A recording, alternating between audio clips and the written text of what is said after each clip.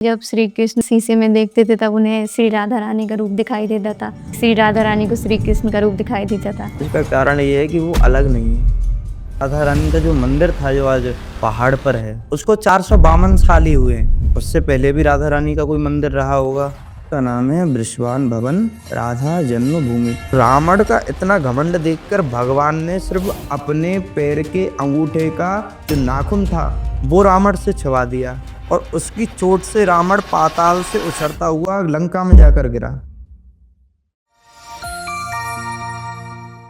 आज की पॉडकास्ट बहुत ही इंटरेस्टिंग होने वाली है। आज हमारे साथ श्री रामचंद्र जी महाराज हैं जो बरसाना धाम के श्री राधा जन्मभूमि बृषभान भवन मंदिर से जुड़े हुए हैं, जो कि 3000 साल से भी ज़्यादा पुराना है। राधे राधे। राधेश्याम। आप श्री राधा जन्मभूमि मंदिर से जुड़े हुए हैं, उस मंदिर की कोई खास बात है जो उसे अन्य मंदिरों से अलग बनाती है? उस मंदिर की खासियत ये है कि बरसाना में जब श्री राधा रानी का जो पहाड़ पे जो श्री राधा रानी का मंदिर नहीं था, कर्नाटक के एक ब्राह्मण थे जिनका नाम श्री नारायण भट्ट जी था, जिनकी समाधि ऊंचा गांव में बनी हुई है। उन्होंने तपस्या के द्वारा राधा रानी का जो मंदिर था जो आज पहाड़ पर है उसको प्रकट किया, पर उसको 452 साल ही हुए हैं। उससे पहले भी राधा रानी का कोई मंदिर रहा होगा, नहीं है? जी। राधा रानी उस मंदिर से भी पहले बरसाना में रहा करती थी। 5000 वर्ष पहले राधा रानी रहा करती होंगी। तो 400 साल पहले 500 साल पहले अगर कोई व्यक्ति तीर्थ यात्रा के लिए ब्रज में आ रहा होगा तो वो किस मंदिर जाएगा? उसका नाम है बृषभान भवन राधा जन्मभूमि। यानी बृषभान जी का एक महल था और वो शास्त्रों में ऐसा वर्णन है कि वो 84 चौक का था। उस महल के अंदर 84 चौक थे। तो जब औरंगजेब आया उसने उस 84 चौक में से सारे चौक तोड़ दिए, एक चौक छोड़ा।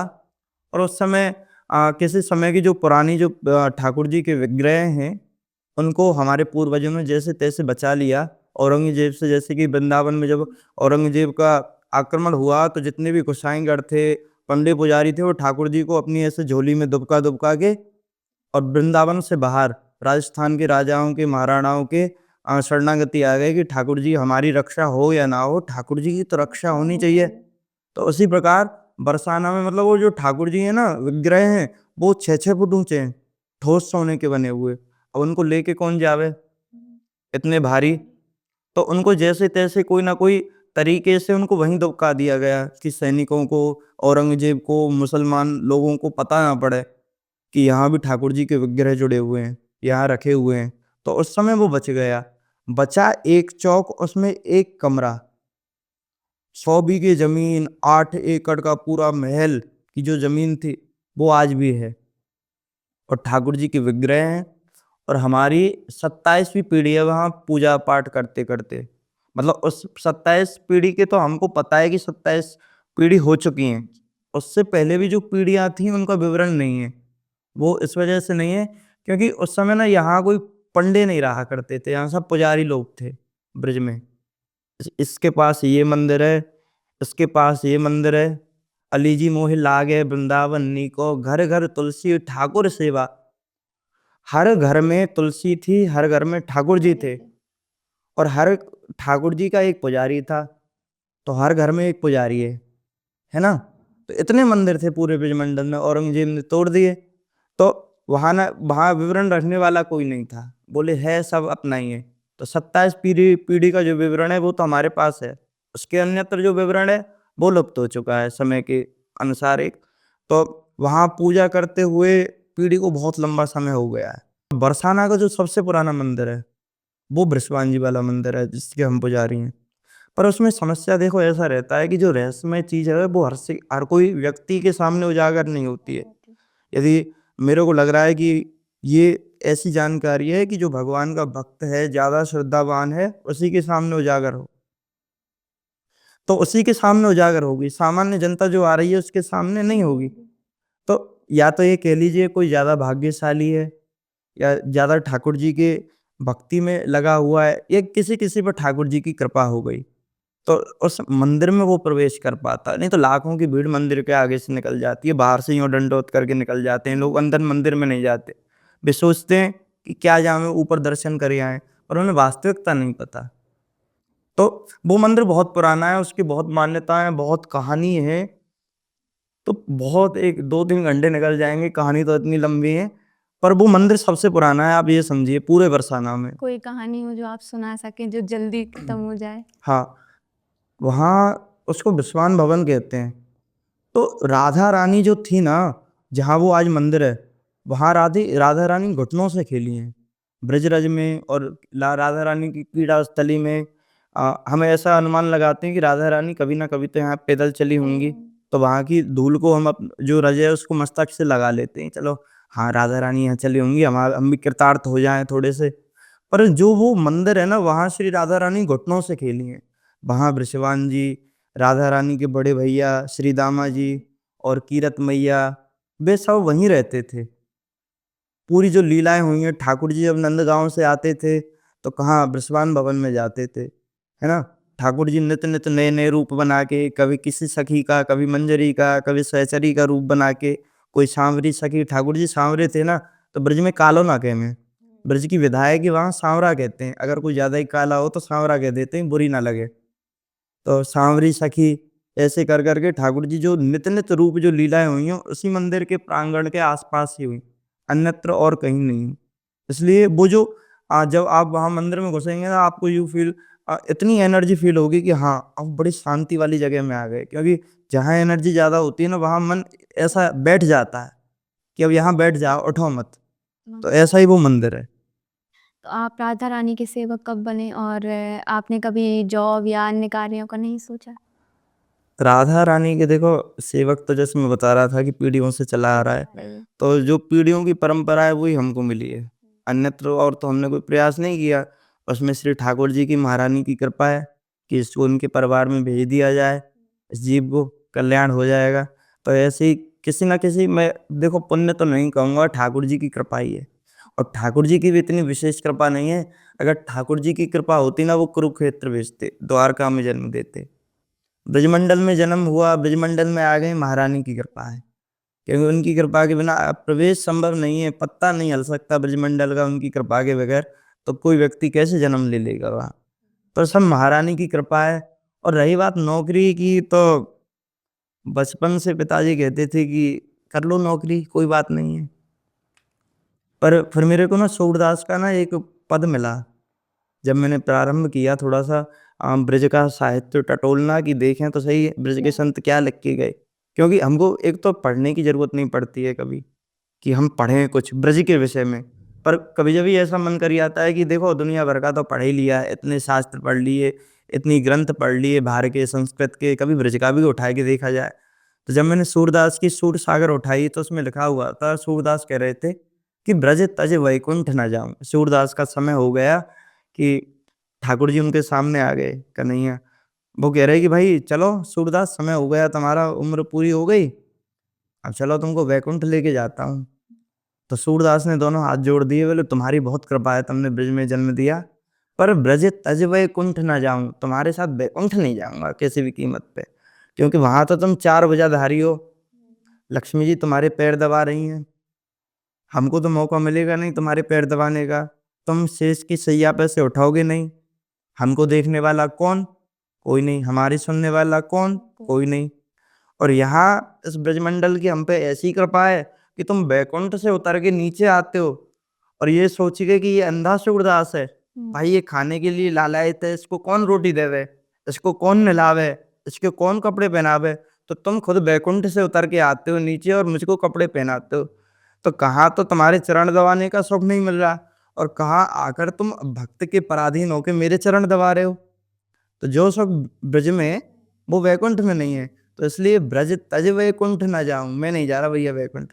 और बार बार मुझको यहीं जन्म देना। ममत्तमश लोक जनेश सख्यम, संसार चक्रे भ्रमतः स्वकर्म भी। 12 सुर थे भागवत में। उनकी जो कथा है वो वेद में भी आती है। ऐसा नहीं है कि भागवत में ही है, किसी पुराण में, वेद में भी है उनकी कथा। तो वो कहते हैं कि देखो प्रभु, ममत्तम श्लोक जनेश सक्षम, मेरी जो भक्ति है, मेरे जो मैं आपका गुणगान गा रहा हूँ, मरने के समय दोनों हाथ कट चुके हैं। अचानक से भगवान की स्मृति आ जाती है, क्योंकि पहले जन्म में वो भगवान के भक्त थे चित्रकेतु नाम से। पर भगवान शिव का और पार्वती का जो श्राप लगा, तो बत्रासुर के रूप में उनका प्रादुर्भूत हुआ। तो पिछले जन्म की जो भक्ति थी वो मरने के समय अचानक से प्रादुर्भूत हो गई और उन्होंने कहा कि ममत तमश्लोक जनेश शक्यम। भगवान देखो, मेरी जो भक्ति है, मैं जो तुम्हारा गुणगान कर रहा हूँ, इसका सिर्फ इतना सा ही फल है। क्या? कि संसार चक्रे भ्रमतः स्वकर्म भी, मुझको मुक्ति मत दो, मुझको अपने धाम मत ले जाओ, मुझे अब इसी संसार में 84 लाख योनियों में घुमाते रहो, पर एक कृपा करो। बोले कृपा क्या है? कि आपके जो भक्त हैं उनसे ही मेरी मित्रता हो, उनके साथ बैठूं, सोऊं, खाऊं, और जो आपके भक्त नहीं है, जो आपके प्रेमी जन नहीं है, उनसे मैं बात भी ना करूं, मुझको कोई मतलब ही नहीं है उनसे, ऐसी मेरी बुद्धि कर दो और ऐसी मुझ पे कृपा कर दो। तो ये जो कृपा का सीन है, जो ये जब मैंने ये पढ़ा और इस पे विचार किया, तो मुझे लगा कि यार ठीक है, रोटी मांग के खा लेंगे, ब्रिज में ही रहेंगे, ब्रिज के बाहर नहीं जाएंगे। ब्रिज के बाहर जाने का मन भी नहीं करता है, क्योंकि वहाँ बड़ा नेचर अच्छा है, और बाहर जाएंगे ना, कहीं नौकरी करनी पड़ेगी तो बाहर जाके हम ये कह सकते हैं कि मेरा बॉस तू है। हैं? ब्रिज में रह के हम ये कहते हैं कि भाई तेरा मालिक कौन? मतलब मेरी मालिक ऊंची अटारी वाली है, उससे बात करो, मुझसे बात मत करो। रोटी मांग के खा लेंगे, किसी के भी घर पे चले जाओ, कोई मना नहीं करता ब्रिज में। कुछ ना मिला, ठाकुर जी की कृपा, कुछ मिल गया तो ठीक है ना। माया की तो वैसे भी जरूरत नहीं है, ठाकुर जी जो कहते हैं ना, संसार का एक नियम है कि अपोजिट अट्रैक्ट करता है। अपोजिट जिसके आप पीछे आप नहीं भागोगे वो आपको मिलेगा, और जिसके पीछे आप भागोगे वो आपको नहीं मिलेगा। तो आप भगवान के पीछे भागिए, आपको माया ऐसे पीछे करके पैर पकड़ लेगी, मैंने मुझे को पकड़ लो और आपस में लात मार देना, मुझे को तुम चाहिए ही नहीं, हम ठाकुर जी हैं। हम जब ठाकुर जी से प्रेम करने लगे तो तुमने मेरे आगे पैर पकड़ लिए, और जब मैं तुम्हारे पीछे भग रहा था, जब तुम आ ही नहीं रही थी हाथ, और अब तुम पैर पकड़ रही हो। इसलिए मोस्टली आप आदमी देखेंगे आप कि जो लोग भक्ति करते हैं उनके पीछे संसार डोल रहा है। प्रेमानंद बाबा जी ले लीजिए, वो राधा रानी के बहुत बड़े भक्त हैं, है ना। तो संसार पीछे डोल रहा है, किस कारण से? क्योंकि श्री जी की उन पर कृपा है ना। हमारे यहाँ गया प्रसाद जी थे, है ना, वो गोवर्धन की नित्य परिक्रमा करते थे और झाड़ू मारते थे पूरी परिक्रमा में। तो जितने भी संत लोग थे, जितने भी बड़े बड़े सेठ लोग थे, उनके पीछे डोलते थे कि गया प्रसाद जी थोड़ा सा आशीर्वाद हमको भी दे दें, हमारा भी उद्धार हो जाए। तो ये संसार उसके पीछे डोलता है जो ठाकुर जी के पीछे डोलता है। इसलिए फिर विचार आया कि नहीं, संसार के पीछे क्या डोलना, ये आज है कल धोकर मार देगा, ठाकुर जी के पास रहो। इनने भैया पकड़ ली, फिर कोई की जरूरत ही ना है जीवन में। बस यही सोच के हमने नौकरी को फिर नहीं करनी है, ठाकुर जी के संग रहेंगे। आप जैसे राधा जन्मभूमि के सेवक हैं, तो जब आप सेवा करते हैं राधा जी की, तो आपको कभी कोई एहसास हुआ कि आप जहाँ सेवा कर रहे हैं वहाँ आपके आसपास राधा जी हैं, कुछ और ऐसा एहसास? जब सेवा करते हैं ना तो बड़ा सावधानी से करनी पड़ती है, क्योंकि वहाँ जो श्री जी का स्वरूप है ना, जब आप वहाँ श्री जी का स्वरूप देखेंगे तो पूरे विश्व में राधा रानी या तो आशीर्वाद देती हुई पाएंगी, या कृपा करती हुई पाएंगी यूं करके, या अन्यत्र जो श्री जी का जो नृत्य करने की जो एक आकृति है उसमें श्री जी के विग्रह पाएंगे। पर कहीं भी ऐसा विग्रह नहीं पाएगा जिसमें श्री जी अंगूठे पी रही हूँ। तो हमारे यहाँ जो श्री राधा जन्मभूमि वाला मंदिर है, उसमें श्री जी के जो हाथ है ना वो इस प्रकार हैं। तो जब ठाकुर जी का प्राकट हुआ तो उन्होंने पैर के अंगूठे पिए, राधा रानी का प्राकट हुआ तो राधा रानी ने हाथ के अंगूठे पिए। तो बिल्कुल वैसा ही विग्रह है जैसे बच्चा है, बिल्कुल पैदा ही हुआ हो, है ना। तो वहाँ बड़ी सावधानी से सब कार्य हमको करना पड़ता है।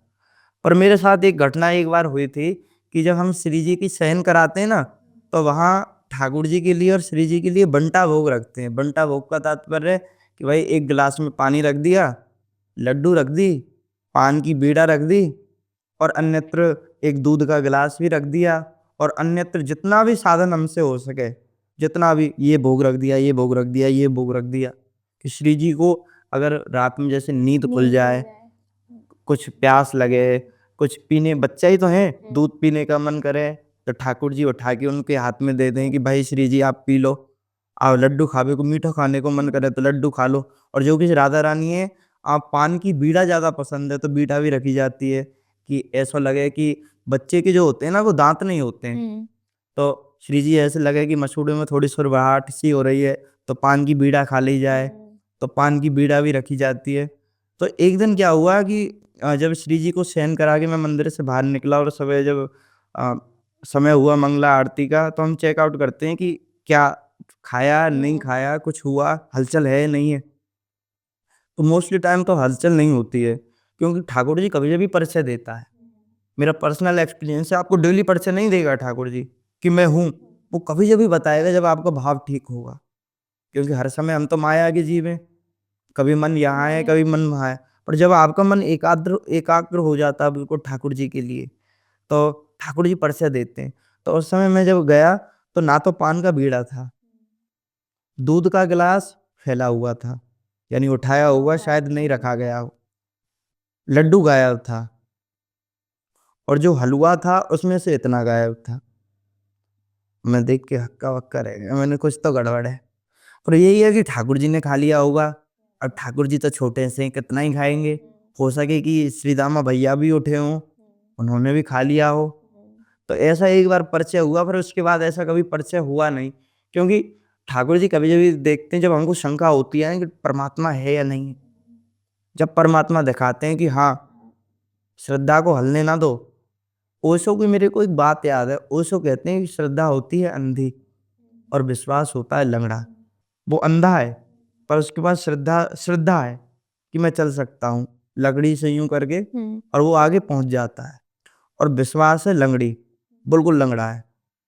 अगर उसके साथ श्रद्धा नहीं हुई, क्योंकि श्रद्धा के पास पैर हैं, वो सिर्फ़ आँख से अंधी है।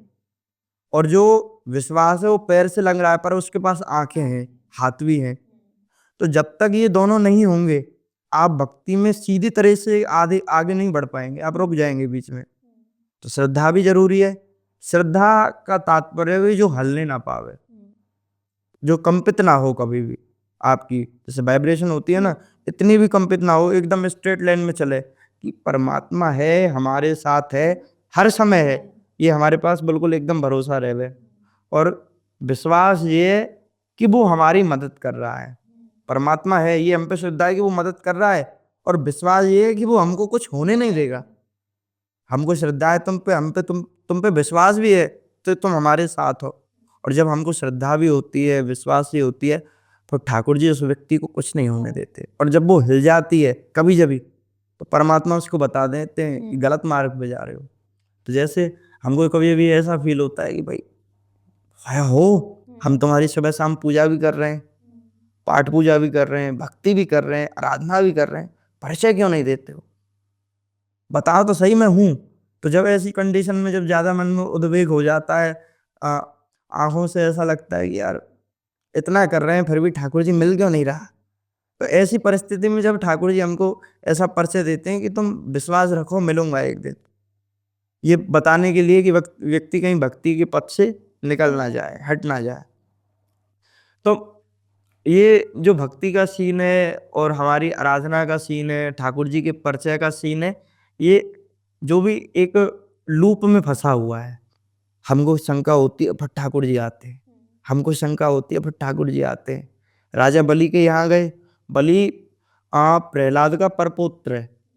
प्रहलाद कितने बड़े भक्त थे भगवान के। बलि को भी पता था कि भगवान है, करता धरता सब कुछ भगवान है।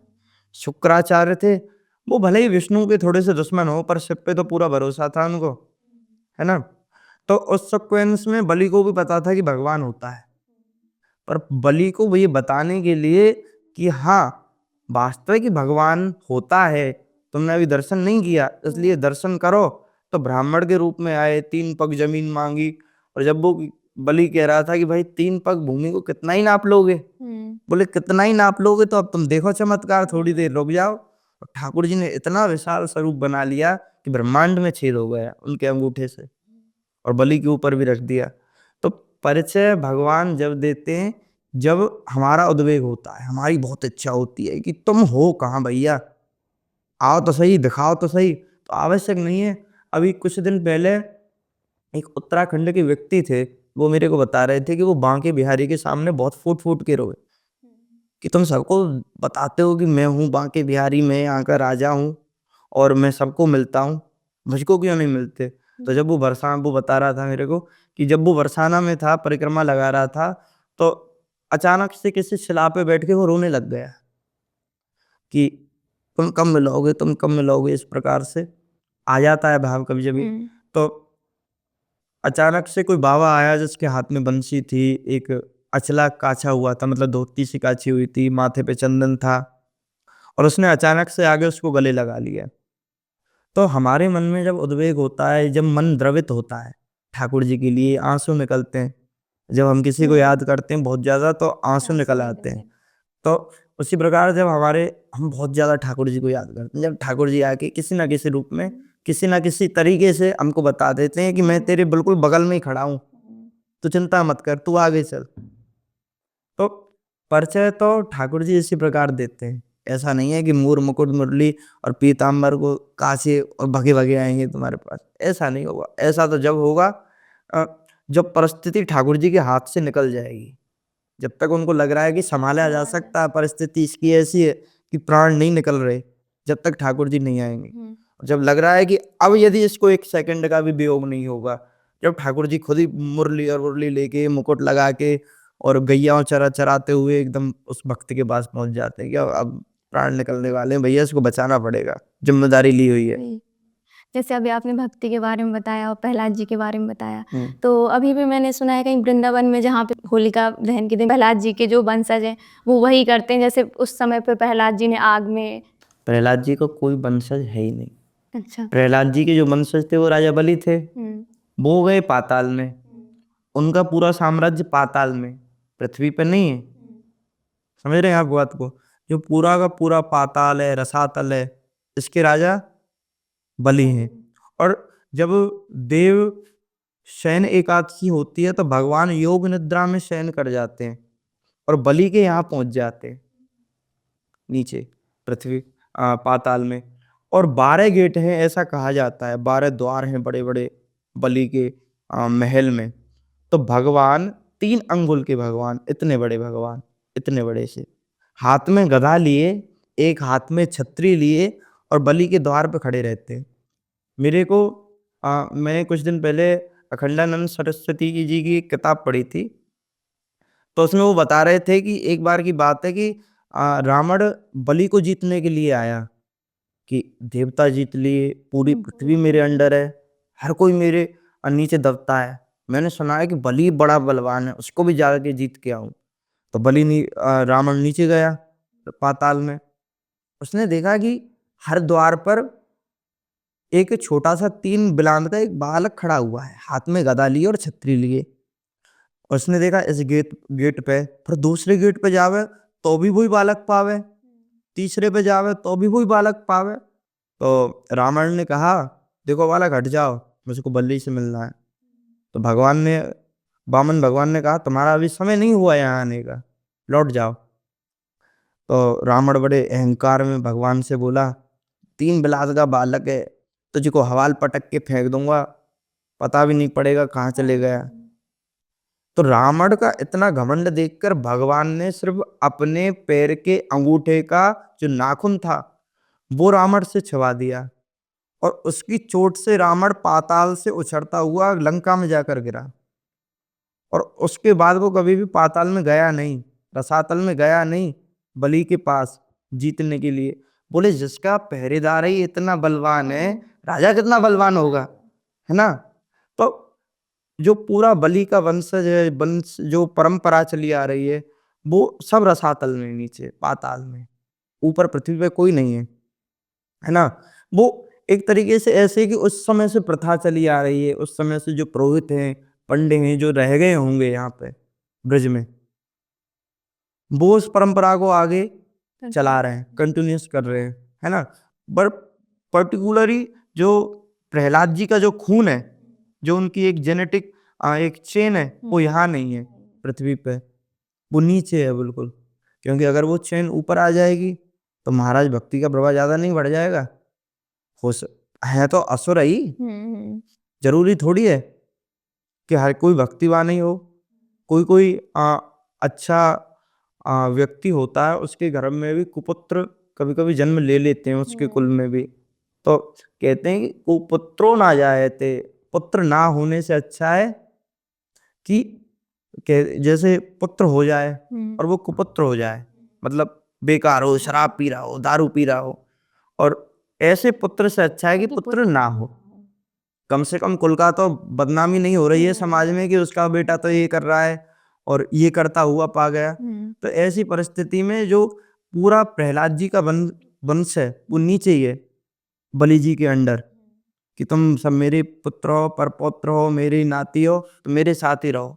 पूरा का पूरा पाताल एक लोक है, जैसे पृथ्वी एक लोक है ना, तो नीचे पाताल एक लोक है, इतनी पृथ्वी से भी विशाल, जहाँ सर्प रहते हैं, राक्षस रहते हैं, असुर रहते हैं बाली जी के अंडर।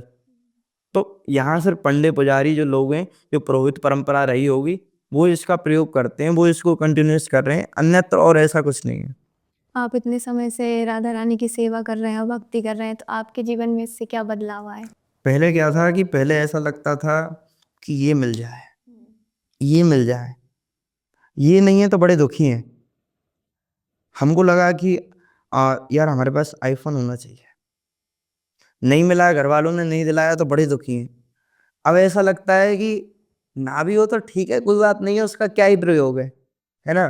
कोई कुछ कह जाता है रोड पे चल रहे हम, कोई हमारे विषय में अपशब्द बोल जाए, कोई हमको गाली दे दे कि ये तो ऐसा है, ये तो ऐसा है, क्योंकि निंदा करने वाले लोग हर जगह पाते हैं। तो उस परिस्थिति में भी ऐसा ही लगता है कि कोई बात नहीं है, सहन कर जा।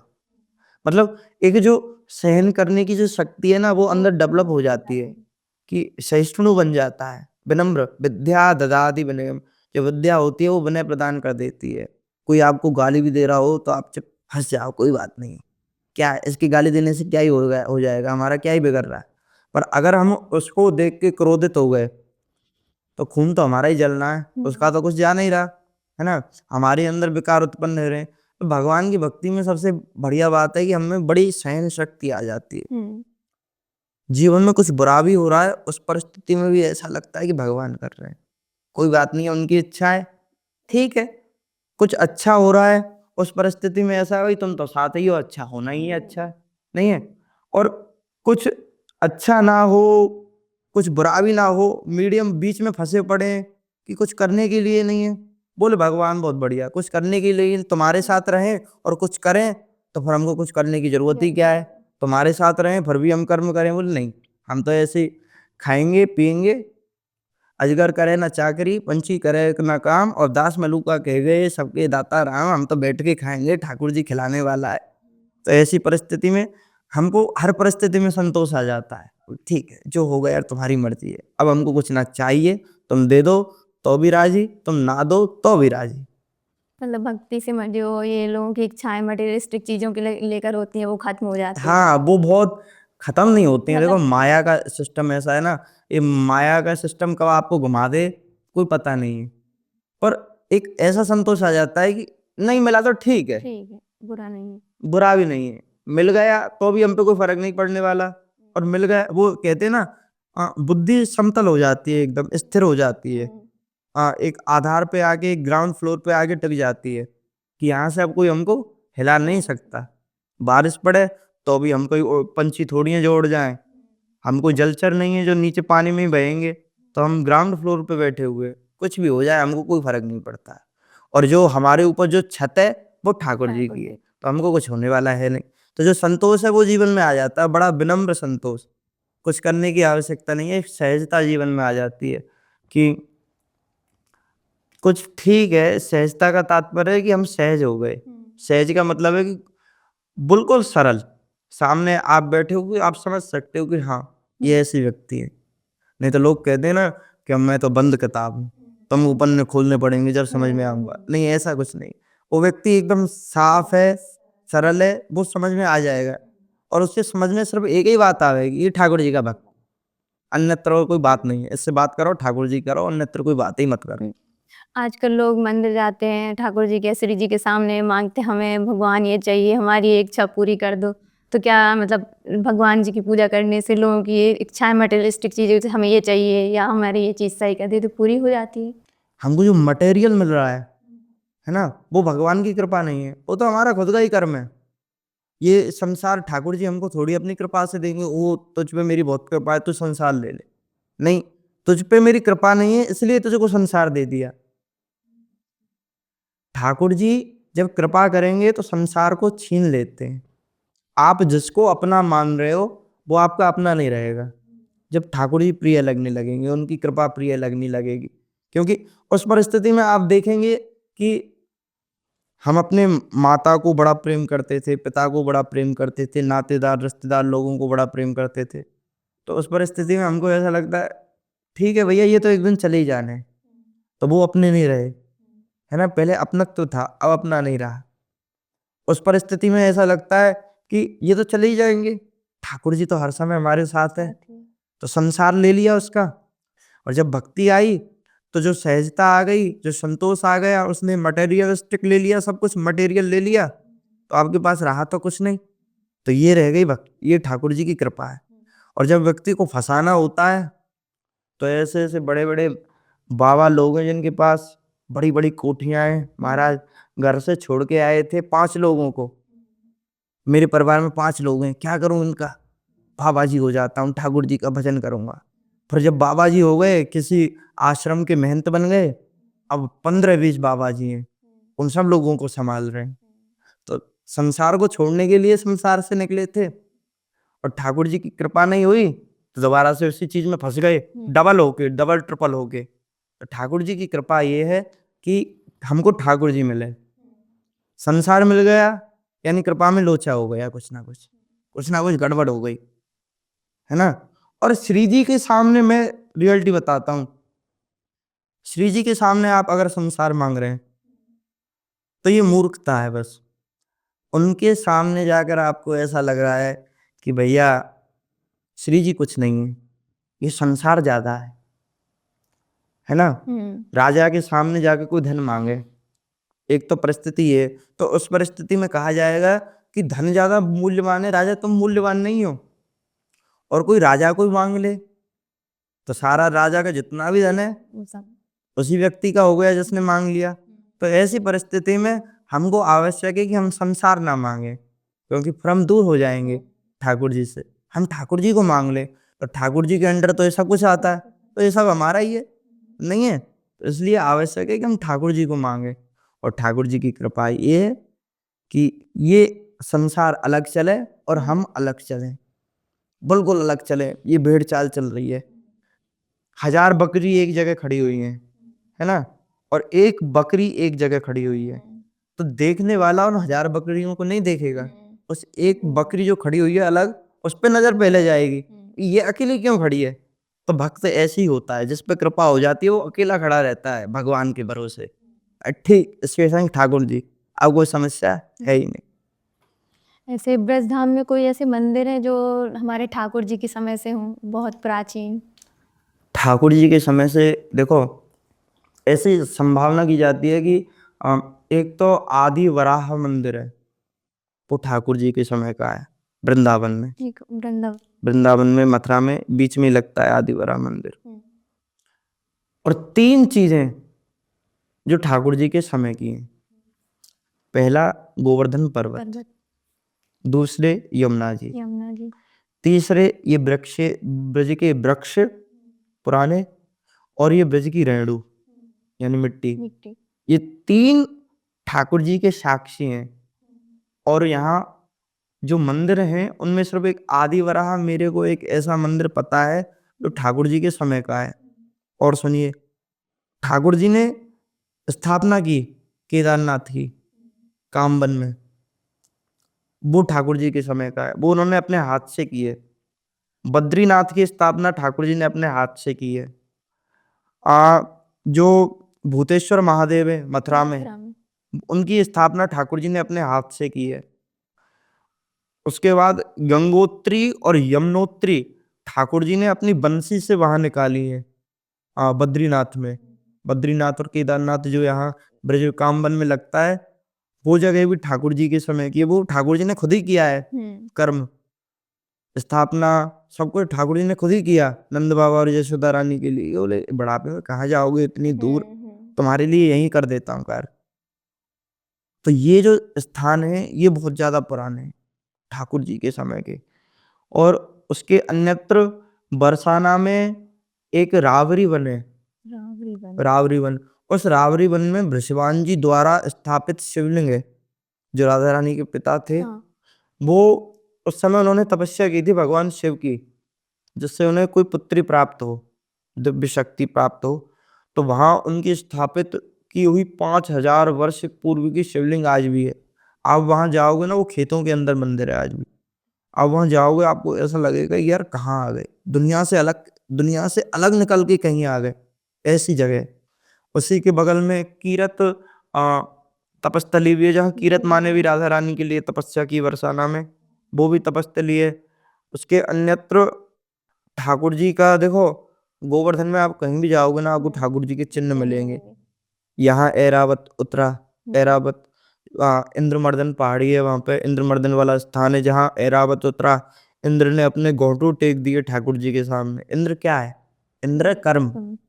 जैसे कि हमारे कर्मों का दाता शनि है, कर्म का फल का दाता शनि है, उसी प्रकार जो इंद्र है वो हथेली पर रहता है। तो हमारे कर्म हाथ से तो करते हैं भाई। तो ये जो कर्मों का मालिक है वो इंद्र है। तो इंद्र जो भागवत में इंद्र मर्दन लिखा हुआ है, उसका तात्पर्य है कि कर्म का मर्दन हो गया ठाकुर जी के सामने। हमने इतने कर्म किए, हम अपने कर्मों पे बड़ा गर्वित होते हैं, हमने ये किया, हमने वो किया, हमने इतना दान दे दिया, इतना धन दे दिया, भैया अब तो स्वर्ग की सीट पक्की हमारी। तो ठाकुर जी दिखा रहे हैं इंद्र को माफी मंगवा कर, उनको उनका मर्दन कर कर, कि देखो कर्म कभी भी भगवान की शरणागति से ऊपर नहीं है। कर्म भी कर्म जब है जब वो भगवान की शरणागति ले ले, अन्यत्र वो कर्म भी फंसाने वाला हो जाता है। इसलिए इंद्र भी ऐरावत के साथ आकर गोवर्धन में ठाकुर जी के नतमस्तक हो गए। जैसे अभी आपने गोवर्धन पर्वत की चर्चा की, तो ऐसे वहाँ पे कृष्ण जी ने लीला की थी, ऐसे और भी बहुत सारी लीलाएं की हैं कृष्ण जी ने हमारे ब्रजमंडल में। तो कोई उनकी लीला या कोई कहानी आप बताएं। हाँ, वो एक लीला ना मेरे गुरुदेव बताते हैं। वो क्या कहते हैं कि बोले ठाकुर जी को ब्रज में हर कोई जानता है, नंद को लाला है, जो कि नंद को लाला है। और 8 नंद हैं ऐसे ब्रज में, पर सबसे जो फेमस है वो नंद राय हैं, नंद गांव वाले। उनको एक लाला है, बुढ़ापे में एक लाला भयो है, और वो भी भारी चंचल है। हर कोई ये छेड़ता हो, पहले थे जैसे कहे ना, मुझको पहले से मत छेड़, है ना। तो जो आदमी पहले से छिड़वे वारो है जाए, वो स्वभाव है कि चलते भाई आदमी में उंगलियां करवे को बगल से यूं करके कि तू काय को चल रहा है, सीधा टेढ़ा चल। तो ऐसे ठाकुर जी हैं। अब हर गोपी हर सखी जाने ठाकुर जी है, पर ठाकुर जी रास्ता ते जा रहे, उनने देखी कि या के घर में, कोई गोप के घर में, ये जो सखी है, ये जो गोपी है, मोरे माँ देख क्यों ना रही है। ठाकुर जी पहले एक बार निकल के गए, उन्होंने देखे अरे यार ये तो मेरी तरफ ना देख रही। ठाकुर जी फिर दोबारा तेरी निकल के गए, जब भी वो नहीं देख रही। अब ठाकुर जी ने कही यार ये देखा कैसे, अब यार जाएगा टोकू में तो मेरी बदनामी है कि पहले तो बोल दो आते, ये तो मेरी तरफ देख भी ना रही है, नीति भी सही ना है, नीति के हिसाब से भी ठीक ना है, जो तुम्हें देख भी ना रहे हो बातें तुम कैसे नैना बढ़ाओ। अबू एक तरफ मुँह नैना मिला ले तो ये तो मेरी है जाए, ये नैना तो ना मिला रही, देखो तो ना रही, घूंघट करके बैठी है। तो ठाकुर जी आ रहे हैं, तो ठाकुर जी को आप एक पैजनिया है हमें पामन की, बच्चान की जो हमें गाय, उनमें थोड़े थोड़े से छोटे छोटे घुंघरू से बंधे रहते हैं, है ना। तो ठाकुर जी यूं यूं करके चल रहे हैं, पैरों को हिलाते हुए, कि इनकी आवाज अंते शायद सुन के मेरी तरफ देख ले, वो जब भी नहीं देख रही है। तो ठाकुर जी दोबारा गए, ऐसे ही बजाते बजाते बजाते शायद आपके देख ले, माने जब भी नहीं देखी। अब ठाकुर जी को आई रिस, मतलब गुस्से को ब्रज में रिस कहते हैं। तो ठाकुर जी आई रिस, उनने बजाई बंसी। अब बोले बंसी की तरफ भी नहीं देख रही है, ये कैसी गोपी है, इसमें बंसी का ही असर नहीं हो रहा है। फिर ठाकुर जी ने जाएगी, बोले अब तो मोह याते बात करनी ही पड़ेगी। तो ठाकुर जी वाके घूंघट जाके उठा में और भाई मोड़े पकड़ के यूं गए, मैं तू मेरी तरफ देख क्यों ना रही, मुझे बता कौन है तू, कहाँ से आई है। बुआ कह रही तू कौन है भाई, मैं नंद को लाला हूँ, मुँह न जाने, या ब्रज में हर कोई जाने मुँह, तू ना जाने। और मैं नयो नयो ब्याह भयो ना, देवर जी हमारे तुम्हें ना जानू। तो ठाकुर जी को जो ब्रज में स्वभाव है वो है छेड़ के चलवे को। तो ये इन लीलाओं से ये भी प्रदर्शित करते हैं कि जो व्यक्ति श्री कृष्ण की तरफ आकर्षित नहीं है वो जबरदस्ती उसको आकर्षित करते हैं। ये लीलाएं इस वजह से हो रही हैं, परमात्मा चोरी कर रहा है। क्यों कर रहा है? जबकि उसी परमात्मा की वाणी कहीं ना कहीं कहती है चोरी करना पाप है ना। चोरी तो चोरी है, भले ही द्रव्य की माखन की चोरी हो, पर वो चोरी लीला है। किस लिए? क्योंकि वो व्यक्ति को वहां उसके परमार्थ के लिए ले जा रहे हैं। बोले भैया किसी ने किसी के साथ धोखा कर दिया, जैसे कि मुझको कहीं जाना है और किसी को आवाज है कि भाई ये आज कहीं जा रहा है और इसके साथ इसके पीछे कुछ लोग लगे हुए हैं जो इसको मतलब है कि मारने की तैयारी कर रहे हैं या इसका कोई हनन करने वाले हैं। तो वो किसी ना किसी बहाने से मुझको रोकेगा, झूठ बोल के रोके, कैसे भी कर ले, है ना। तो उस परिस्थिति में जब हमको बात पर पहले तो हम उसको गाली देंगे कि भाई तुमने ऐसा क्यों किया, हमारा तो काम बिगड़ गया, तुमने हमको रोक लिया ऐसे कर करके। पर बाद में जब हमको पता पड़ेगा वास्तविकता क्या है तो हम उसका फिर हमारे मन में उसके लिए इज्जत आ जाएगी। तो ठाकुर जी पहले तो चोरी करते हैं, लोगों को छेड़ते हैं कि इनका ध्यान कैसे भी मेरी तरफ आवे। फिर तो ठाकुर जी को वो ब्रज में गाली भी देते हैं कि भाई तूने माखन चोरी कर लिया, तेने हमारी मटकिया फोड़ दई, है ना, तेने हमारो मन चुरा लियो, सब काम कर लिए। पर जब उनको वास्तविकता पता पड़ी कि अरे ये जो चोरी कर रहा है ये इसलिए कर रहा है कि जिससे हमारा उद्धार हो जाए, तो उन सब लोगों के प्रति फिर मन में श्रद्धा बन गई। गोपी गीत में गोपियां भी तो कहती हैं, बोले तुम ये ना समझना कि तुम सिर्फ नंद की राय हो, नंद की लड़के हो। हमको पता है कि ये पूरा जगत तुम्हारे ही अंदर है, ठाकुर जी के अंदर है। तो गोपियों को ज्ञान भी है, सब कुछ भी है, वो मानती भी हैं ठाकुर जी को, पर वो ऐसा नहीं है कि ठाकुर जी के सामने दिखावे, है ना। तो ब्रज के सब लोग मानते भी हैं ठाकुर जी को कि हाँ नंद को जो ये टोना है या में ये टोनेबाज है, ये वास्तविकता रूप में कोई ना कोई जादू करे, कछु ना कछु तो करे। याने तृणावर्त मार दियो, इतनी बड़ी पूतना मार दई और इतने राक्षस आए भी मार दिए, कालिया के फन पे नाच भी कर लियो, यानी इतनी लीला कर दी। कोई तो बात है। और वो जानते हैं कि कोई ना कोई आध्यात्मिक शक्ति है कृष्ण के अंदर, पर मानते नहीं है। ठीक है होगी, कोई बात ना है, कभी जब है जाए, हमारी आंखन को भ्रम हुआ। जैसे यशोदा को जब भगवान ने मुख में दर्शन किया था, ब्रह्मांड का कराया था, तो पहले तो यशोदा हक्की बक्की रह गई, फिर बाद में भगवान की माया ने, योग माया ने भुला दिया यशोदा को कि हुआ क्या था। ऐसे ही हर लीला में ब्रजवासियों को पता तो पड़ता है कि ठाकुर जी है, फिर योग माया आ जाती है, वो आगे वहां प्रकट हो जाती हैं और वो सब कुछ को भुला देती हैं। तो इसी प्रकार भगवान जो हैं वो लीला करते हैं मन को आकर्षित करने के लिए, है ना। और फिर वो योग माया आ जाती है और वो बुला देती है। क्या बुला देती है लीला में? कि ये परमात्मा है। क्योंकि अगर लीला में भी हमारा ये भाव रहा कि परमात्मा है तो हम उनको लाला रूप में कैसे एक्सेप्ट करेंगे, है ना। या तो आप किसी को भगवान ही मान लो या फिर आपको भाई देखो लाला ही मानना पड़ेगा। इसी कंडीशन में जैसे कि आजकल लोग ना ठाकुर जी को डलिया में लेके चलते हैं, ये बहुत है ना। लोग करते हैं।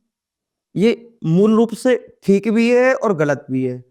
ठीक ये जब होगा जब आप उनको भगवान ना मानो, सिर्फ लाला मानो।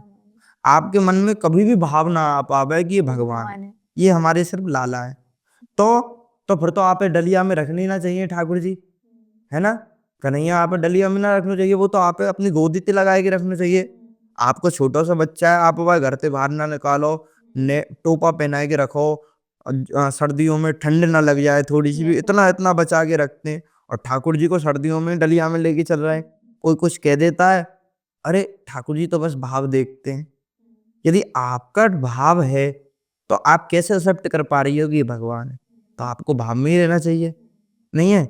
भगवान होगा कभी जभी के लिए भगवान है, पर हमारा लाला है और हम इसको ऐसे ही रखेंगे, है ना। ऐसे उघाड़ा करके और हवा लग रही है, ठाकुर जी डलिया में डोल रहे हैं, उस परिस्थिति में अगर आप ये समझ रहे हो कि ये भगवान है तो ठीक है, कोई बात नहीं, उनको नंगा भी डुलाओ तो वो राजी हैं। और यदि आप उनको लाला बना रहे हो, लाला समझ रहे हो भाव के रूप में, तो फिर तो आपको सब कार्य करने पड़ेंगे, नहीं है। तो या तो हमारे अंदर भाव ही हो या तो हमारे पास भगवत्ता ही हो, है ना, कि हम भगवान भगवान को भगवान ही मान रहे हैं। जैसे कि हाँ, श्री संप्रदाय होती है, श्री संप्रदाय, उसमें भगवान का तिरुपति जो बालाजी वाला रूप है, नारायण चतुर्भुजधारी जो भगवान विष्णु, उनकी आराधना होती है। बोले हम तुमको सिर्फ भगवान के रूप में आराधना कर रहे हैं, हम आपके दास हैं, आप हमारे भगवान और स्वामी हो। और जो गौड़ीय संप्रदाय है, उसमें दोनों तरीके से, यदि आपका भाव ये है कि आप शरणागति लेना चाहते हैं तो दास बन जाओ, कोई दिक्कत नहीं है। और यदि आप अपने कन्हैया को लाला बनाना चाह रहे हो तो लाला बन जाए। पर उस परिस्थिति में कभी जब भी ऐसा लगे कि भगवान है, तो भाव आ गया तो गलत नहीं है, पर हमारा भाव यही रहना चाहिए कि कन्हैया हमारा लाला है और कोई ना है। भगवान होगा अपने काजे, हमारे काजे कोई भगवान ना है। तो भगवान लीला जो करते हैं वो सिर्फ इसीलिए करते हैं कि जीव का मन आकृष्ट हो, फिर ये मेरा में लगा रहे। जैसे एक मैया मैया का जब एक बच्चा होता है किसी मैया को, अ, तो उसका जो मन होता है उसी बालक में ही रहता है। मेरा बच्चा सो रहा होगा, मेरा बच्चा खाने का टाइम हो गया, अरे इसके लिए मैंने रोटी नहीं बनाई, टिफिन पैक नहीं किया, तो सारे दिन मन उसी में ही। रोटी बना रही है तो भी बच्चे में ही मन, दूध बना रही है तो भी बच्चे में मन, खुद भी चाय पी रही है, कुछ खा रही है, पी रही है, अरे मेरे लाला भूखो होगो, बाकी काजी मुंह बनाना, तो हर समय बच्चे में ही मन है। उसी प्रकार हमारा मन हर परिस्थिति में, हम कुछ भी करें, नो मैटर्स, हम जॉब कर रहे हैं, पॉडकास्ट कर रहे हैं, कुछ भी कर रहे हैं, हमारा मन हर परिस्थिति में बोले ठाकुर जी क्या कर रहे होंगे, ये लीला का सुख है। ठाकुर जी ने लीला ही इसलिए की कि ये बता सकें कि ये हमारा खाने का समय है, तो जीव मुझको याद करे कि ये कन्हैया को खावे को समय, कछु बना लियो जाए, कछु खा लियो जाए।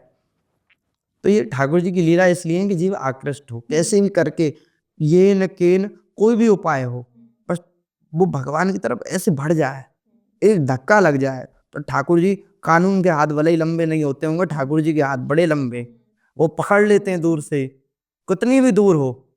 तो इसलिए भगवान लीला करते हैं पकड़ने के लिए जीव को। बस वो एक बार ये कह दे कृष्ण, ओहो, पर तो ठाकुर जी ऐसे लॉक लगा के रख देते हैं, आजा तू मेरे हाथ में ही है।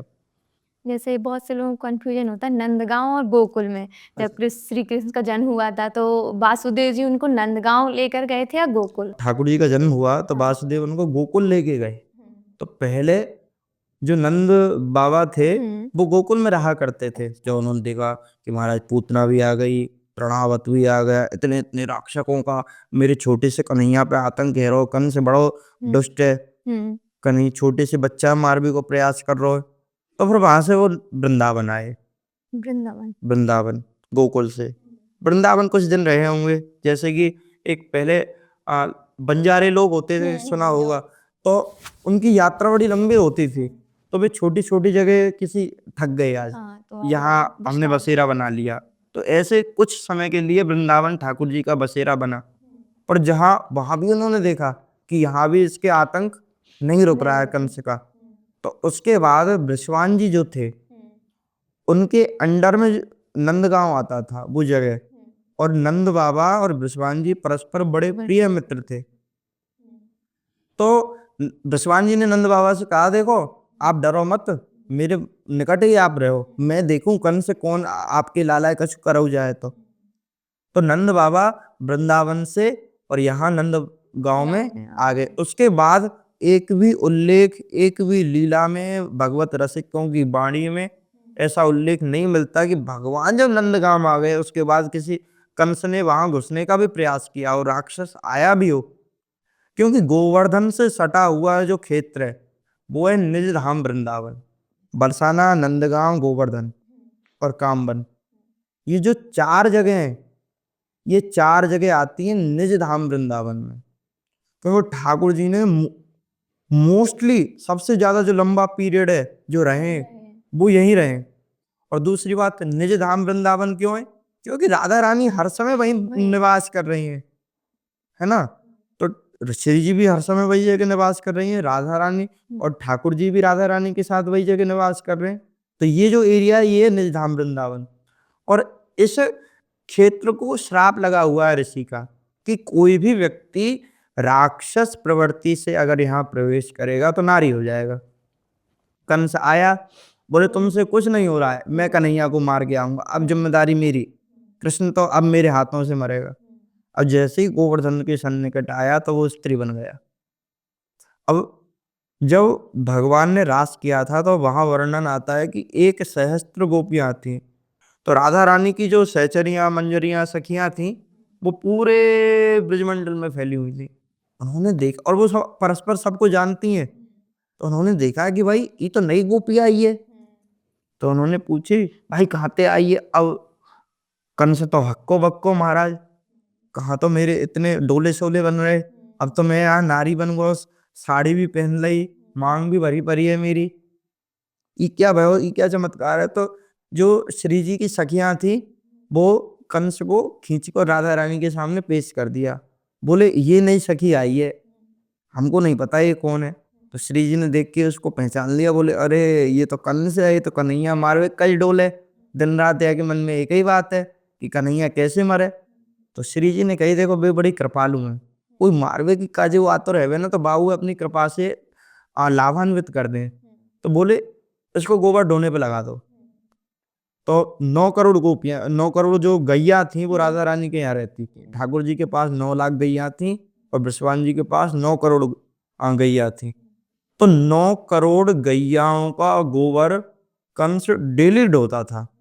बोले इस गैया ने गोबर कर दिया, उठाओ डाल के आओ, उठाओ डाल के आओ। ऐसे 6 महीने तक कंस ने किया, कहा करा ब्रज में, बरसाना में ही। और उसके बाद फिर कंस को लाया गया महारानी की कृपा से। श्री जी ने एक दिन देख लिया कि कंस को 6 महीने हो गए, भाई इसका भी राज है, शासन है, इसको भी जाना है अपने यहाँ। तो उन्होंने कहा कि भाई इसको छोड़ दो, जाने दो। उसके बाद कंस कभी ब्रजमंडल में जैसे बरसाना और गोवर्धन और कामबन नंदगांव वाले क्षेत्र में कभी घुसा ही नहीं। उसको पता है कि यहाँ घुस गया तो दोबारा से नंबर लग जाएगा भैया। इसलिए ये जो एरिया है ये तो ठाकुर जी का नितांत एरिया है, ठाकुर जी का। कामबन है, कामबन आप जाएंगे ना तो वहाँ चरण पहाड़ी है, उस चरण पहाड़ी पे ठाकुर जी के चिन्ह बने हुए हैं, बंसी बनी हुई है। जैसे ठाकुर जी जब बंसी बजाते थे ना तो ये धरती पिघलने लगती थी। जैसे कहते हैं ना कि हम तो आपके प्रेम में पिघल गए, तो ऐसे पृथ्वी पिघलने लग जाती थी ठाकुर जी के प्रेम में। तो जहाँ श्री ठाकुर जी बंसी बजाकर अपने चरण रख देते थे वहां निशान पड़ जाते थे ठाकुर जी के। गोवर्धन पर्वत है, वहां भी अन्यत्र बहुत जगह ऐसी हैं जहां आपको ठाकुर जी के पैर के चिन्ह मिलेंगे। चरण पहाड़ी है, वहां तो आपको ठाकुर जी के बिल्कुल छोटे छोटे से पैर मिलेंगे देखने के लिए। तो वहां ठाकुर जी के चिन्ह बने हुए हैं पैरों के। बंसी बजाई, बंसी के चिन्ह, बंसी रख दी तो दिव्य सामान है। देखो वो दिव्य है बिल्कुल, ठाकुर जी के चरण दिव्य, उनकी बंसी दिव्य, वेणु सब कुछ दिव्य है। जहां रख दिया वहां वो धरती पे छप गई। उन्होंने, पृथ्वी ने अपने सीने से लगा लिया। बोले आपके चरण चिन्ह है तो अपने लगा के रखूंगी, ऐसे कैसे छूट जाने दो। आप जब बद्री नाथ से थोड़ा सा, यहाँ ब्रिज में जो बद्रीनाथ है कामबन साइड, उससे थोड़ी सी आगे जाएंगे तो गंगोत्री और यमुनोत्री है। तो वहां इतना बड़ा पत्थर है और उस पे ऐसे छोटे छोटे ठाकुर जी के पैर के चिन्ह बने हुए हैं। आप देख, और इतने इतने ढसे हुए हैं उस पत्थर में, आप देखोगे तो आप कहोगे हाँ एक छोटे से लाला के पैर है। बिल्कुल पैर, ऐसा नहीं है किसी ने बना दी हो, नेचुरल। तो ठाकुर जी के जो चिन्ह हैं वो इसी एरिया में ज्यादा देखने के लिए मिलते हैं। अच्छा, वृंदावन की रेणु में क्यों नहीं है ठाकुर जी के चिन्ह ज्यादा? क्योंकि वहां वो जाते ही कभी जभी हैं। ठाकुर जी नंदगांव, कामबन, ठाकुर जी वृंदावन जाते हैं कब? जब रास होता है। हर पूर्णिमा को वृंदावन में ठाकुर जी उपलब्ध होते हैं श्री जी और सखियों के साथ कि आज रास का समय है, पूर्णिमा हो गई है। नहीं तो भगवान जो ब्रज में जो वन है उनमें विचरण करते हैं, जो निजधाम वृंदावन में, बरसाना, नंदगांव, कामबन, इसी क्षेत्र में ठाकुर जी विचरण करते रहते हैं। वृंदावन तो पूर्णिमा के समय में ठाकुर जी उपलब्ध रहते हैं। और वैसे तो देखो कण कण में ठाकुर जी है। तो हवा ब्रज की एक एक सांस में, एक एक वायु के एक एक परमाणु में कन्हैया की सुगंध है, अन्यत्र और कोई है ही नहीं। महारानी और श्री ठाकुर जी का ही अनुभव आप वहां जाकर करोगे। जैसे आपने बताया श्री कृष्ण के चरण चिन्ह है, ऐसे कहीं श्री जी के हमारे चरण चिन्ह? श्री जी की देखिए चरण चिन्ह आपको जैसे ही आप बरसाना पहुंचेंगे, हाँ, और वहां जब राधा रानी के मंदिर के लिए आप जा रहे होंगे, जैसे ही ऊपर अटारी पे पहुंचने वाले होंगे उससे पहले ही ब्रह्मा जी का मंदिर है। और ब्रह्मा जी के मंदिर के बिल्कुल बगल में नीचे एक शिला है, उसको मतलब आप देख नहीं पाओगे ऐसे। वो इतनी सी शिला है, वो बिल्कुल बंद है पहाड़ में अंदर। अच्छा। जैसे एक पहाड़ में खांचा हो गया हो, है ना, तो आप उसमें हाथ डालोगे और अनुभव करोगे तो बिल्कुल ऐसा लगेगा कि पैर छपे हुए हैं। तो वो श्री जी के पैर थे, है ना, वो श्री जी के चरण चिन्ह हैं। और ऑनलाइन फोटो भी मिल जाएंगे, मैं जब बरसाना जाऊंगा तो आपके पास सेंड कर दूंगा, और उसके जो फोटो हैं आप अपने पॉडकास्ट में लगा दीजिएगा, लोग दर्शन कर लेंगे। तो बिल्कुल एक जो बच्चे के चिन्ह होते हैं, ऐसे श्री जी के चिन्ह वहां मंदिर पे बने हुए हैं। और हर कोई जो भी जाता है वहां लिखा हुआ है राधा रानी के पद के चिन्ह, अंदर आ जाके और अनुभव करके आता है कि हाँ श्री जी के चिन्ह है। क्योंकि वो एक खांचा सा ही तो बना हुआ है, मुंह तो उसके अंदर जाता नहीं है हमारा मुख कि देख पावे, और वो बिल्कुल अंधेरा होता है उसमें। तो वो सब अनुभव ऐसे, हाँ श्री जी के चिन्ह। धन्य धन्य। नंदगांव में कोई ऐसा मंदिर है जिसके बारे में किसी को ना पता हो? जैसे जब ठाकुर जी का प्रागट हुआ जेल में, तो वो भी आज के समय में पूजनीय जगह है। और यशोदा के गर्भ में योग माया थी, है ना, तो यशोदा के गर्भ में जो हवा थी, जो वायु थी, वो योग माया के रूप में प्रादुर्भूत हो गई। तो उन्होंने वहीं रहने का विचार बना लिया कि भाई ठाकुर जी तो यही रह रहे हैं, है ना, नंदगांव में। मतलब योग माया थी, वो नंद ठाकुर जी के साथ चलती थी।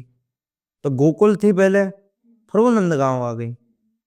तो गोकुल से घूमती हुई जब नंदगांव आई तो उन्होंने देखा कि मुझको स्थान भी चाहिए कोई ना कोई। तो नंदगांव के एक बिल्कुल एक थोड़े से वन में जाकर देवी योग माया का मंदिर है। जब ठाकुर जी ब्रज में रहे और योग माया उनके साथ ना रही, विंध्येश्वरी बन के विंध्याचल पे बैठ गई। मिर्जापुर में विंध्येश्वरी है ना देवी, विंध्यवासिनी, वे ही योग माया है। पर वे विंध्यवासिनी कब बनी? जब ठाकुर जी ने अपना लीला का पारायण कर लिया, जब संसार को छोड़ के भगवान दोबारा से अपने धाम को चले गए, जब वो विंध्याचल पे जाके बस गई और वो विंध्यवासिनी बन गई। उसके पहले 125 वर्ष तक ठाकुर जी, अब तक 125 126 वर्ष तक ठाकुर जी यहाँ पृथ्वी पर रहे, तो योग माया उन्हीं के साथ रही। तो एक योग माया का स्वरूप ब्रज में रहा नंदगांव में, और एक योग माया सदैव ठाकुर जी के साथ चलती हैं। तो ठाकुर जी ने ब्रजवासियों की रक्षा करने के लिए, नंद राय की रक्षा करने के लिए, नंद रानी की रक्षा करने के लिए, अपने ग्वाल वाल सखाओं की, सखियों की रक्षा, गोपियों की रक्षा करने के लिए नंदगांव में अपने हाथों से ही योग माया को स्थापित किया कि भाई तुम्हारा स्थान यहाँ दे रहा हूं मैं, तुम यहीं रहना और उन सब की रक्षा करना। तो नंदगांव में मंदिर है योग माया का, और कोई नहीं जाता है पर्टिकुलर वहां पे, तो पता ही नहीं है किसी को। मुझको भी कुछ टाइम पहले पता पड़ा, और जब मुझको पता पड़ा मैंने, अरे ऐसे ऐसे दिव्य स्थान है कि आप बस थोड़ा सा ब्रिज के वनों की तरफ निकल जाइए, आप देखेंगे कि आपने जिस चीज के विषय में, जिस बारे में सुना नहीं है, वो भी होता है। तो योग माया के मंदिर के विषय में हमने आज तक नहीं सुना, पर जब हम नंदगांव में थोड़ा सा जंगल की तरफ और खेतों की तरफ गए तो हमने देखा, अरे योग माया का मंदिर। तो ऐसा दिव्य जो ठाकुर जी के द्वारा ही स्थापित मंदिर है, वो योग माया का मंदिर नंदगांव में आज भी। ऐसे नंदगांव की तो काफ़ी बात होती है। गोकुल जब कृष्ण जी बचपन में रहे तो वहाँ पे भी कोई मंदिर है, रमन रेती मंदिर, उसके बारे में कुछ? देखिए रमण रेती क्या है, रमण रेती में ठाकुर जी ने मिट्टी खाई थी। अब वो जो यशोदा वाली लीला थी ना, जिस यशोदा की लीला में हाँ ठाकुर जी ब्रह्मांड का दर्शन कराते हैं मोक्ष से, तो वो जो लीला थी वो रमण रेती में हुई। तो ठाकुर जी ने जो मिट्टी खाई और जिस मिट्टी को अपने मुंह से उगल दिया, वो उसी मिट्टी में मिल गई। इसलिए रमण रेती में जाकर अक्सर लोग ब्रज की रज को अपने शरीर से लगाते हैं कि ठाकुर जी ने खाई है ये, और उनकी जूठन भी मिली हुई है, इसमें प्रसाद है, लगा लो, खा लो, थोड़ी बहुत ले लो।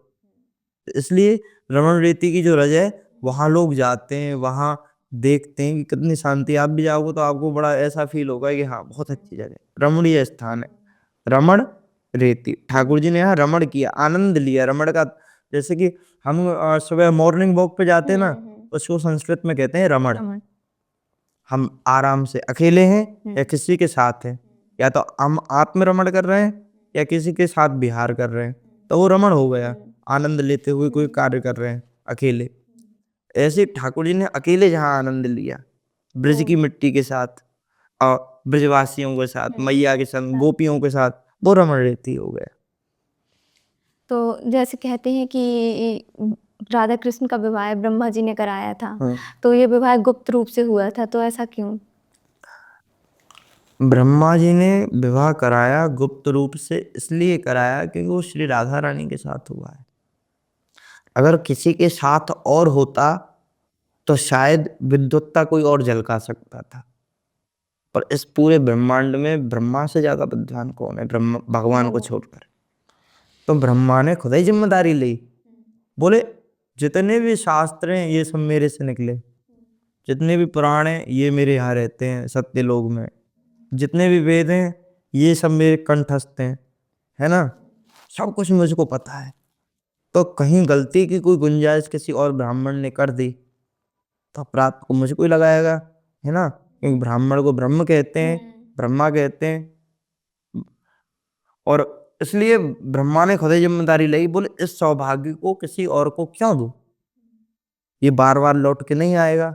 क्या पता कि मेरी सृष्टि में इस ब्रह्मांड में भगवान दोबारा से कृष्ण अवतार ले ना ले, और कृष्ण अवतार भी ले लें तो श्री जी की ये वाली लीला मिले ना मिले।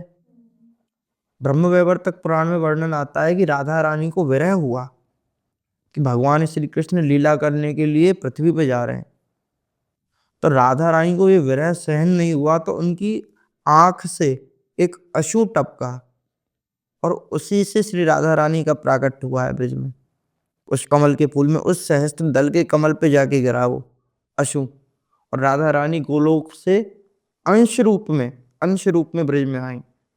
इतनी राधा रानी की परिचर्चा, इतनी लीलाएं, इतनी महत्वता तो जब है कि वो सिर्फ अंश मात्र है, राधा रानी पूर्ण रूप में ब्रज में नहीं आई। पूर्ण रूप तो किसी को पता ही नहीं है, राधा रानी का पूर्ण रूप क्या है, अवैध है, कोई नहीं जान सकता।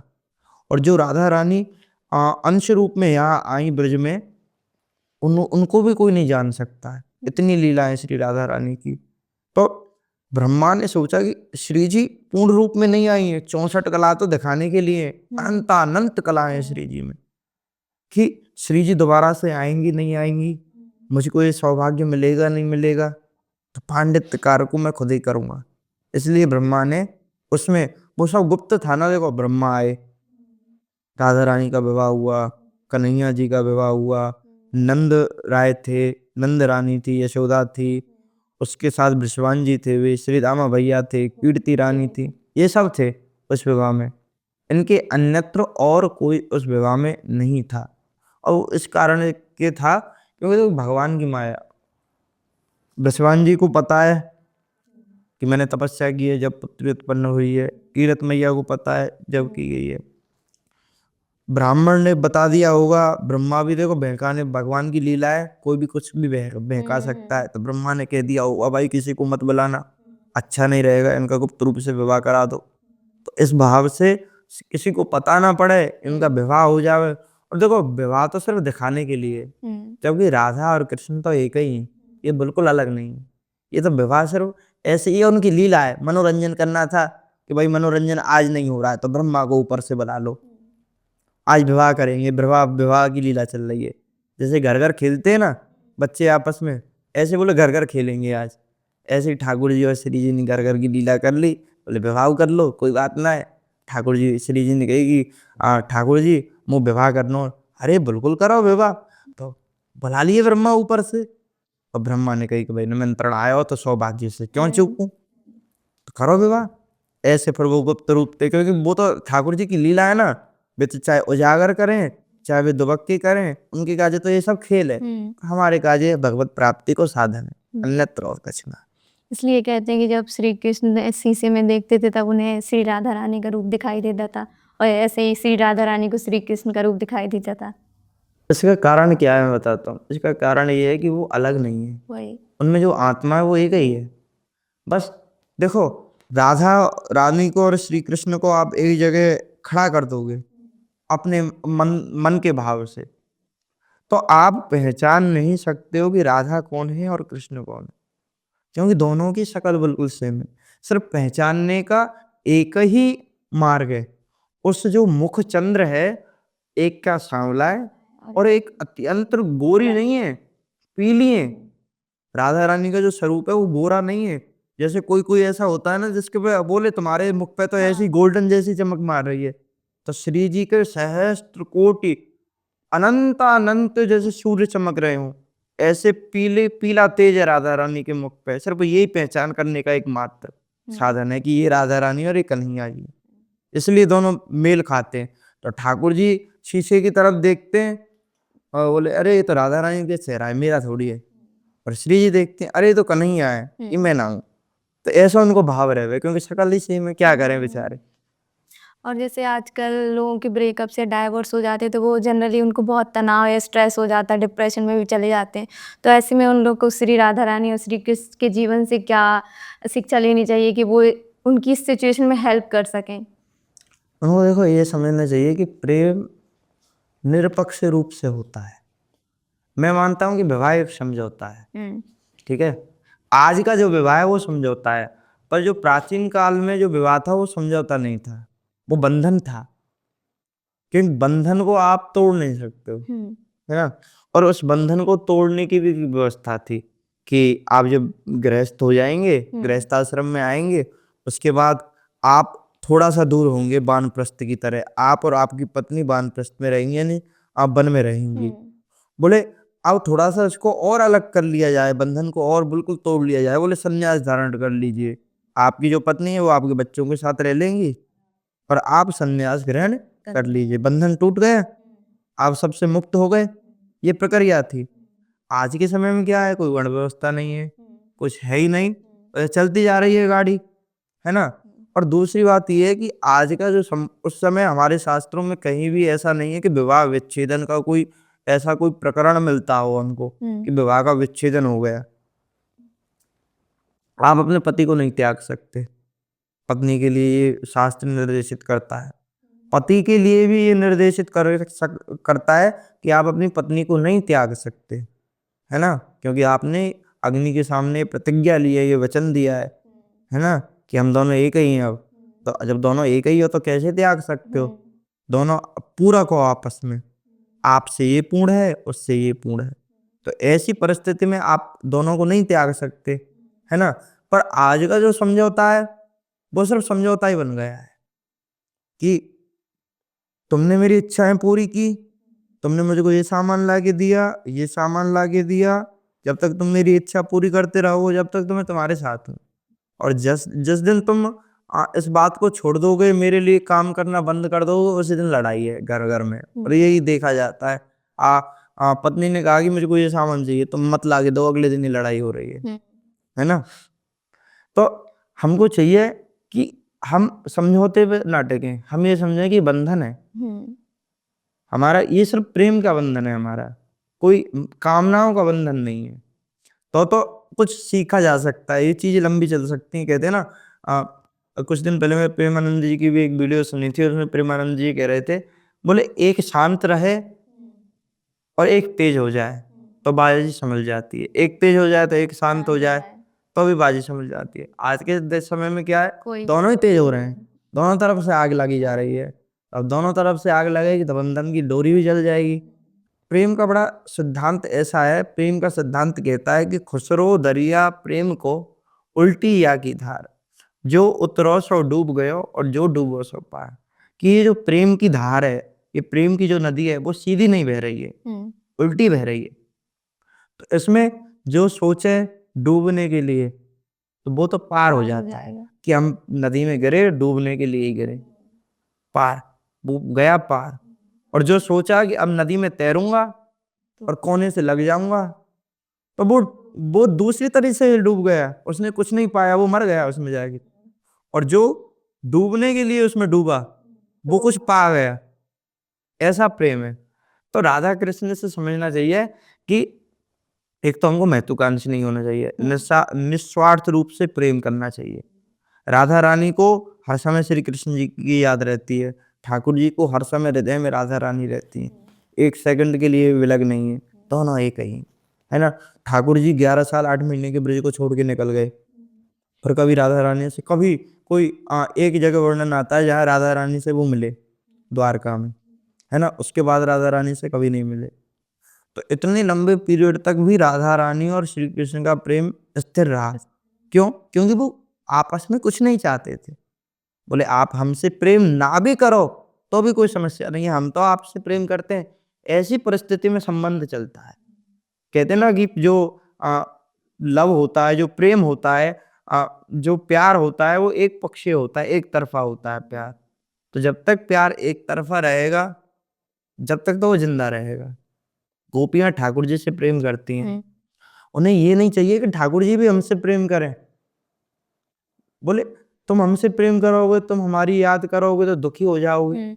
गोपियां मुझसे बहुत दूर है, हम तुमसे प्रेम कर रहे हैं, तुम इस बात को सोच के तो प्रसन्न हो गए, तो कोई तो है जो मुझसे प्रेम करता है और बिना किसी वजह से प्रेम करता है ना। इसलिए हमको इस जीवन में चाहिए कि हम निस्वार्थ भाव से प्रेम करें, बस प्रेम करते हैं, इससे ज्यादा हमको जीवन में कुछ नहीं चाहिए। तो ये समझौते समझौते ना रहेंगे, प्रेम के एक बंधन हो जाएंगे। क्या भक्ति मार्ग पे आगे बढ़ने के लिए हमें ज्ञान लेना चाहिए या फिर सिर्फ भगवान के प्रति प्रेम ही काफी है? देखो, बिना ज्ञान के तो भक्ति कुछ है ही नहीं। किसकी भक्ति करोगे? और ज्ञान क्या चाहिए? ज्ञान चाहिए भगवान के प्रति। भगवान के प्रति जो ज्ञान है वो भी तो ज्ञान है। भगवान की जो लीला है वो भी तो ज्ञान है। भगवान से प्रेम कर कैसे प्रेम करें ये भी तो ज्ञान है। तो ज्ञान के अभाव में आप कैसे कर लोगे प्रेम? आनंद तो जब मिलेगा जब चित्त जागृत होगा। चित्त का मतलब होता है ज्ञान। सत्य, चित्त और आनंद भगवान के 3 स्वरूप हैं। तो सत्य तो भगवान है, सत्य हम भी हैं, सत्य ये संसार भी है। अच्छा, सत्य की एक परिभाषा कहते हैं कि आदमी कहता है कि सपना असत्य होता है ना। और कुछ कुछ लोग कहते हैं कि जगत भी असत्य है, कुछ कुछ कहते हैं, या मोस्टली ऑफ आदमी कहते हैं, ये मान के चलिए कि ये संसार झूठा है, यह संसार सकल जग झूठो। ये संसार झूठा नहीं है, क्योंकि यहाँ अगर मैं आपको टच करूंगा, ऐसे करके छूंगा तो आपको महसूस होगा। और सपने में कोई आदमी भले ही पेट में चक्कू भभरा देगा, उस परिस्थिति में भी नहीं, हमको नहीं पता पड़ेगा भाई कि किसी ने हमको मार दिया है। हमको दर्द तो होगा, हमको लगेगा कि हम मर गए, पर हमको महसूस कुछ नहीं होगा। सपने में नहीं होता है ना। तो यहाँ हमको सब कुछ महसूस हो रहा है, अनुभव में आ रहा है। तो संसार तो सत्य है, भगवान भी सत्य है, हम भी सत्य हैं, क्योंकि हम जीवात्मा है, भगवान के अंश हैं। ये संसार भी तो भगवान से निकला है, तो ये भी सत्य। अब रहा चित्त। अब ये जो चित्त है इसको कहते हैं ज्ञान। आपने ये जान लिया कि आप जीवित हैं, आप आत्मा हैं। अब उसके बाद आया चित्त। अब आपके अंदर ज्ञान प्रादुर्भूत होगा, किस चीज का? भगवान का। भगवान संबंधी हर ज्ञान, उल्टा हो या सीधा हो, ज्ञान है ना। और भगवान को छोड़ के हर प्रकार का ज्ञान अज्ञान है ना, क्योंकि वो हमको फंसाएगा, निकालेगा नहीं इस दलदल से। ठीक है ना। ये संसारिक लूप की तरह है। आप यहाँ आए, फिर दोबारा से कोई और चीज आ गई, उसको जाना और आगे बढ़े, कोई और चीज आ गई, दोबारा से लौट के फिर संसार में ही आ गए, है ना। तो पुनरपि जननम पुनरपि मरणम पुनरपि जननी जठरे शयनम, बार बार ऐसे ही गोला फिरता रहता है। पर जब हम भगवान के विषय में जान जाते हैं तो हमको आना जाना नहीं पड़ता। तो जो ज्ञान है वो है भगवान संबंधी ज्ञान। और जब हम ज्ञान कर लेते हैं तो हमको ये भी तो ज्ञान है कि भगवान से प्रेम कैसे करना है। तो प्रेम कैसे करना है इसकी भी विधा है। बोले कैसा प्रेम?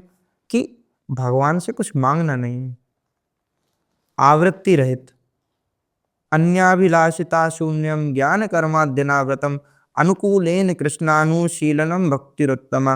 बोले उत्तम भक्ति कैसी है? सबसे ऊंची भक्ति का प्रकार क्या है? कि हम भगवान से कुछ मांगे नहीं। हमारा ज्ञान भी हमारी भक्ति को नहीं ढक दे कहीं। ज्ञान क्या है? चोरी करना पाप होता है, भगवान तो ब्रज लीला में चोरी कर रहे हैं। तो ऐसा ज्ञान भी हमारी भक्ति को नहीं ढक दे कहीं, स्वच्छंद रूप से हमारी भक्ति बहती रहे। और जब भक्ति की हम पराकाष्ठा पे पहुंच जाते हैं, उस जगह हमको पता चलता है कि भक्ति तो एक साधन है। जो हमारा लक्ष्य था वो प्रेम था। प्रबल प्रेम के पाले पड़कर प्रभु का नियम बदलते देखा, अपना मान टले टल जाए भगत का मान न टलने देना। किसके कारण? प्रबल प्रेम के कारण, है ना। तो हमारे देखो, हम कहते हैं कि हम भगवान से प्रेम करें, पर हमारे अंदर तो प्रेम है ही नहीं। प्रेम तो दिव्य सामान है, ठाकुर जी का है, निजी सामान है। जिसको देंगे उसी के पास प्रेम है, हर किसी के पास प्रेम नहीं है। ये भी एक बात है, ऐसा कृपालु जी कहते हैं। तो वो कहते हैं कि ये जो प्रेम है ठाकुर जी का सामान है। ठाकुर जी श्याम मोहि देहु प्रेम निष्काम, हमारे पास ऐसा प्रेम है कि हम तुमको प्यार कर रहे हैं तो तुमको प्यार के बदले कुछ देना पड़ेगा, यही तो रहता है हमारा।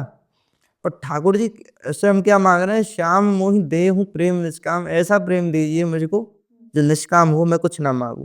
तो ठाकुर जी जब हमको वो प्रेम देंगे, वो जब हमको भक्ति के द्वारा ही प्राप्त होगा, भक्ति की आखिरी स्टेज पे जाके वो प्रेम मिलता है।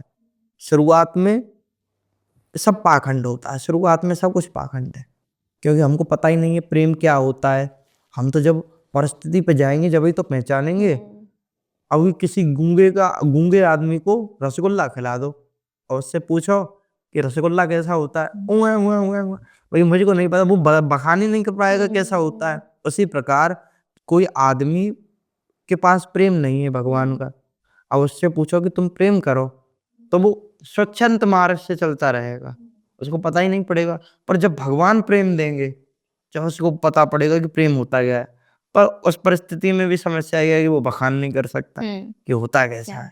किसी ने चीनी ना खाई हो और उसके कहो कि रसगुल्ला मीठा होता है, तो कैसे बखान करोगे? वो रसगुल्ला मीठा कैसा होता है? बोले चीनी खाओ, हमने चीनी भी नहीं खाई, बोले मीठा होता है। चीनी कैसी होती है? मीठी होती है। उस परिस्थिति में उसको मीठा भी नहीं समझाया जा सकता।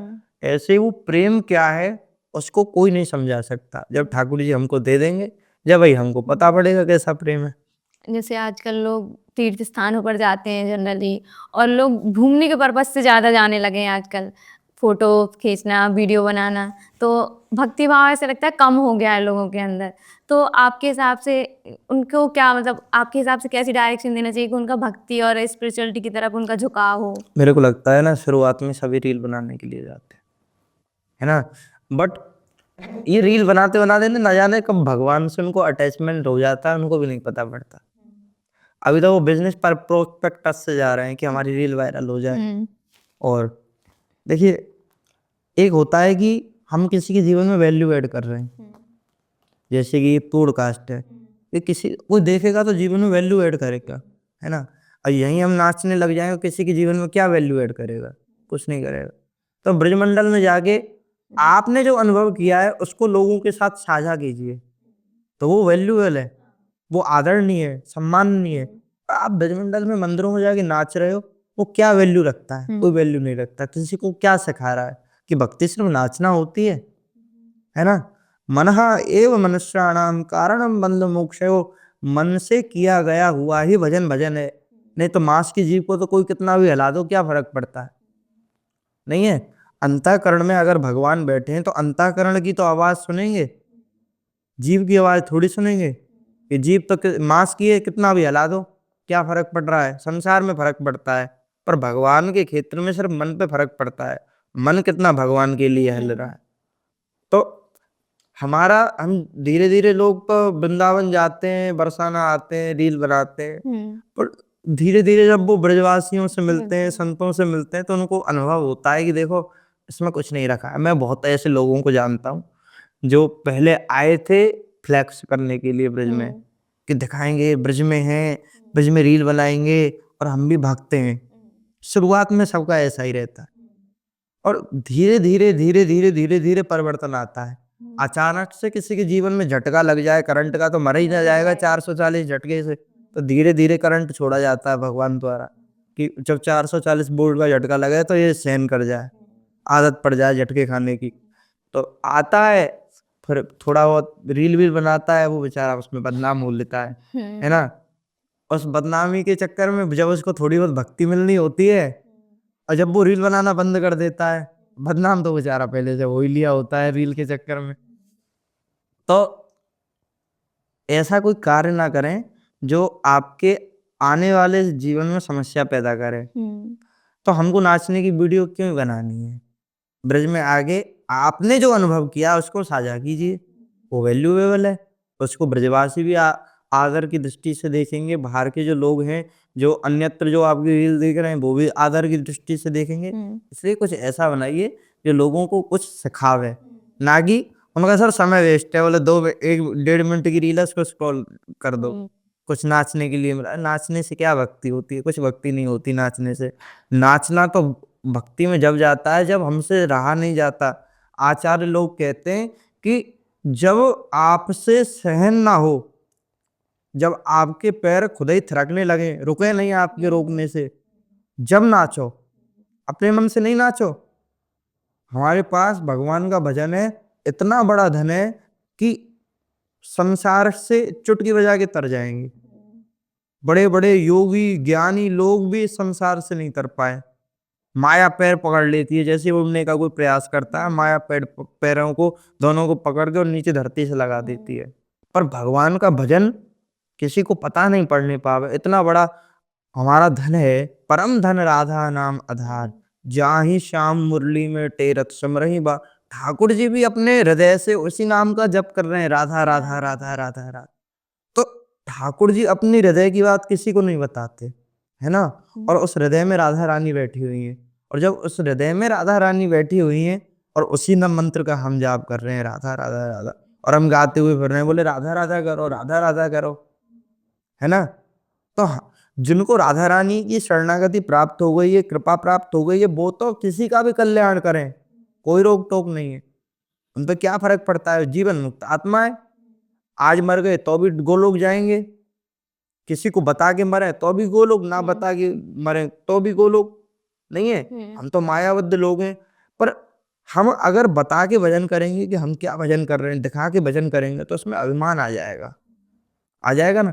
हम कोई चीज दिखा के करें तो उसमें ऐसा आता है कि हम तो ये कर रहे हैं, तुम क्यों नहीं कर रहे हो।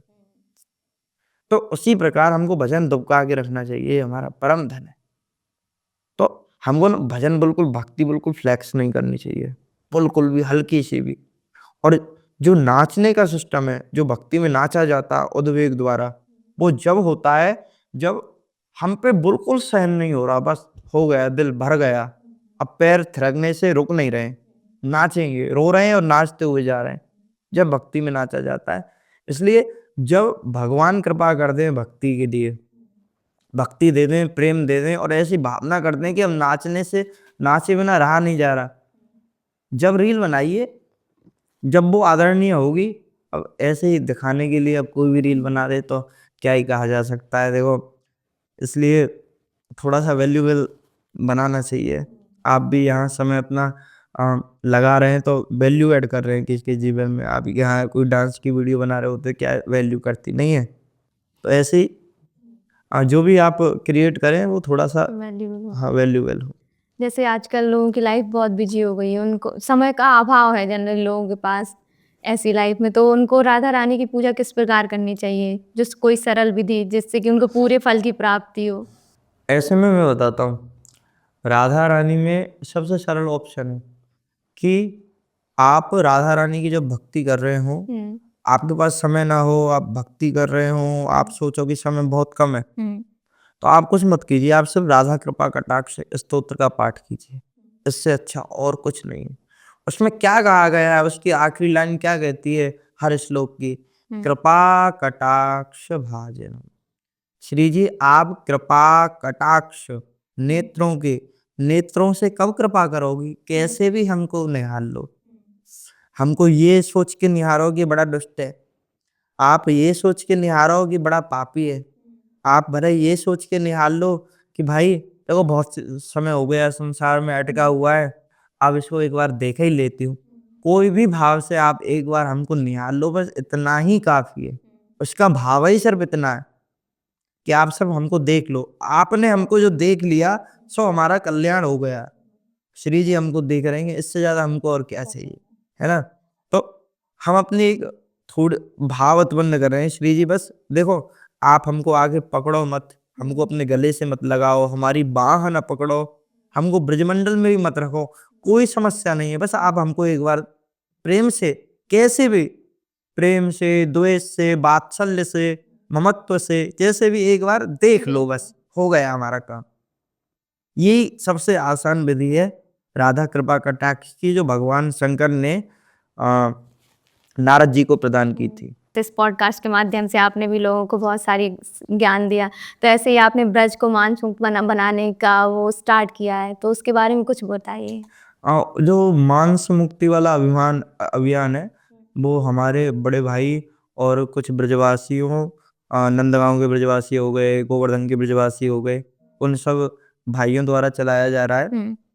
और उसमें वो क्या कर रहे हैं कि बड़े-बड़े जो भागवत प्रवक्ता लोग हैं, बड़े-बड़े मंडलाधीश हैं, बड़े-बड़े आचार्य हैं, उनको उस अभियान से जोड़ा जा रहा है, जिससे उस अभियान में थोड़ा-सा एक तो दमदारी आ सके। जब पूर्ण रूपेण से वो प्रचार होगा, जब हर कोई बड़ा एक गद्दी पे बैठा हुआ व्यक्ति कहेगा कि ब्रज को मांस मुक्त बनाओ, तो लोग ध्यान देंगे उस बात पे। अब ब्रज में कुछ ऐसी जगह है जहाँ मांस बिक्री हो रहा है खुले में, कुछ जगह ऐसी हैं जहाँ दुबक-चिपक के हो रहा है। जैसे कि आप मथुरा जाएँगे, जन्मभूमि के सामने होली गेट वाला रास्ता जाता है मथुरा में। उस पूरी लाइन में मांस बिक्री होती है। होटल हैं, वो मांस बेच रहे हैं खुले में, ठीक है? उसके बाद आप कामन जाइए, कामा राजस्थान ब्रज में ही पड़ता है, वो ब्रज में ही है ना? उसमें आप जाएँगे तो आप देखेंगे वहाँ भी खुले में मांस बिक रहा है।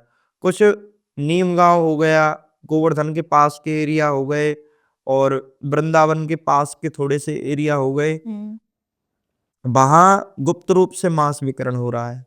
मांस कट रहा है, मुर्गे काटे जा रहे हैं, जीव हत्या हो रही है, लोग खा रहे हैं। और देखिए, खाना हमारी समस्या नहीं है, आप कहीं भी जाके खाइए, आप ब्रज में मत बिकिए। हमको सिर्फ इतना चाहिए, इसको कम से कम हत्या से विमुख रखिए ब्रज को, है ना? और उसके बाद जब आप बरसाना से 3-4 किलोमीटर है राधा नगरी, गांव का नाम क्या है? राधा नगरी। और वहां मांस वितरण हो रहा है, इतनी बुरी स्थिति है। इसलिए हमारा प्रयास है कि कैसे भी करके ये सब काम बंद किए जाए। ठाकुर जी की भूमि है, कोई जीव हत्या थोड़ी है। वो भी तो ठाकुर जी का ही पुत्र है, जैसे तुम हो। वो भी कहीं ना कहीं से पेट भरता है अपना, तुम उससे थोड़ी पेट भर लोगे अपना। इसलिए हमारा अभियान है और हमको अभिमान है कि श्री जी हम पे कृपा करेंगी और इस अभियान को जितना हो सके उतनी तीव्रता से आगे बढ़ाएंगे। आप यहाँ आए, आपने बहुत अच्छे से सब कुछ बताया। इस पॉडकास्ट को यहीं ख़त्म करते हैं। राधे राधे। राधे।